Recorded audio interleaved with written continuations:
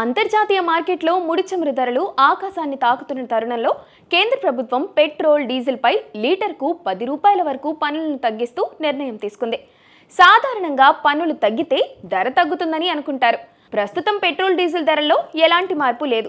ఎందుకంటే ఇది ఆయిల్ కంపెనీలు, ప్రభుత్వం మధ్య సర్దుబాటు మాత్రమే కాబట్టి. గతంలో క్రూడ్ ఆయిల్ ధర భారీగా తగ్గినప్పుడు కేంద్రం పన్నులు పెంచింది.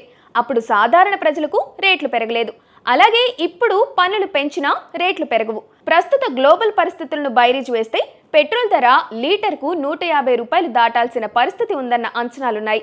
కానీ కేంద్రం తీసుకున్న ఈ నిర్ణయం వల్ల ధరలు పెరగకుండా ఒకే చోట స్థిరంగా కనిపిస్తున్నాయి. ప్రస్తుత పరిస్థితుల్లో ధరలు తగ్గించడం గురించి ఎవరూ ఆలోచించడం లేదు.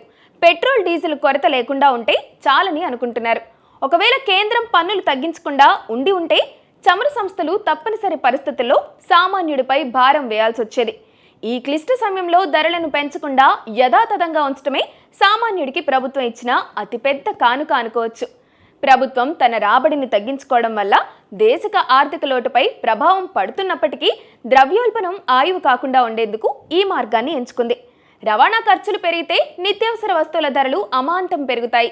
దాన్ని నివారించడమే ప్రభుత్వ ప్రాథమిక లక్ష్యం.